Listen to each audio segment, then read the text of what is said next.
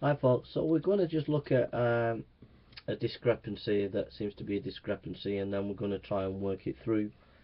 If you turn to Matthew chapter 8 verse 5 to 13 and then Luke chapter 7 verse 1 to 10, and there seems to be a discrepancy in the two gospel accounts.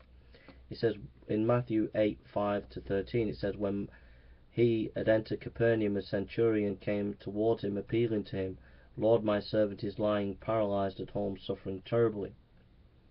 And he said to him, I will come and heal him.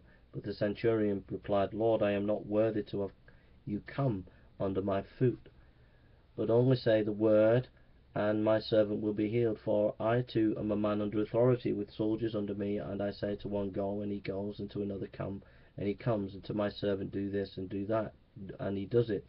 When Jesus heard this, he marveled, and said to those who followed him, truly I tell you, with no one in Israel have I found with such faith. I tell you, many will come from the east and the west, and recline at a table with Abraham, Isaac, and Jacob in the kingdom of heaven.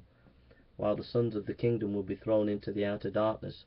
In that place there will be weeping and gnashing of teeth. To the centurion Jesus said, go, let it be done for you as you have believed.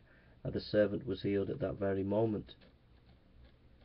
And then if you look at Luke chapter 7 verse 1 to 10, it says, after he had finished all these sayings in the hearing of the people, he entered Capernaum. Now a centurion had a servant who was sick, who was at the point of death, who was highly valued by him. And when the centurion heard about Jesus, he sent to him elders of the Jews, asking him to come and heal his servant. And when they came to Jesus, they pleaded with him earnestly, saying, he is worthy to have you do this for him, for he loves our nation. He is the one who built us our synagogue. And Jesus went with them. When he was not far from the house, the centurion sent friends, saying to him, Lord, do not trouble yourself, for I am not worthy to have you come under my roof. Therefore I did not presume to come to you, but say the word, and let my servants be healed. For I too am a man set under authority, with soldiers under me, and I say to one, go, and I say, go, and he goes, and to another, come, and he comes, and to my servant, do this, and he does it. When Jesus heard these things, he marveled at him, and turning to the crowd that followed him, said, I tell you, not even in Israel have I found such faith. And when those who had been sent returned to the house, they found the servant well. So that's the those are the two texts. So Pointerus says, the most notable difference between the two accounts lies in the role of the elders and the Jews and the centurion's friend in Luke 7. There the elders and the friends serve as intermediaries. Luke does not indicate that the centurion meets Jesus face to face. By contrast, in Matthew 8 there is no mention of intermediaries. What do we say about the differences? He writes, in any case that deals with parallel passages, we have to ask whether they recount the same incident or two different incidents. In this case, there are many similarities between the two accounts. The centurion's speech in Matthew 8:9 is almost identical to Luke 7:8. We can safely conclude that they are dealing with two accounts of one event, so there is a genuine difficulty. The solution by several stages of events. We can profit from the insights of previous generations. Consider one solution that has been offered. Norval Geldhenhuis, which is in this,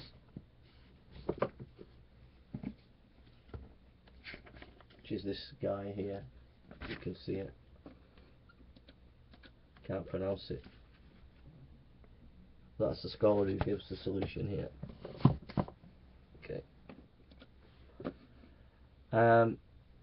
Says, and others have put forward the idea that there were several stages in the encounter between Jesus and the centurion. The centurion first sent elders of the Jews in Luke 7:3-5, then sent friends, Luke 7:6-8, then came in person and repeated some of what had been said earlier, Matthew 8:5-9. Geldenhuis gives this explanation. When we bear in mind the parallel account in Matthew 8:5-8, Matthew 8:5-13, we must picture to ourselves that after the centurion had sent his friends to Jesus, he also went to himself. went to him himself, owing to the seriousness of the circumstances and his inner urge to go to Jesus himself. Notwithstanding his feeling of unworthiness, he overcame his initial hesitation. Luke emphasizes the fact that the centurion sent friends, while Matthew only states that the centurion went to Jesus, and so the two Gospels supplement each other. This possibility results in a clean explanation in which Matthew and Luke each mention a complementary portion of the total interaction. Such an explanation is customarily called harmonization, because it attempts to show the two passages are in harmony. Geldenhuys recognizes that there is still minor difficulty. In Luke, the centurion states explicitly that he is unworthy in 7:6, and that is why he has sent others instead. Therefore I did not presume to come to you, 7:7. Yet according to Geldenhuys, the centurion nevertheless changed his mind and did come in the end for a face-to-face meeting. On the surface, his coming in person appears to be in tension with his express plan not to come.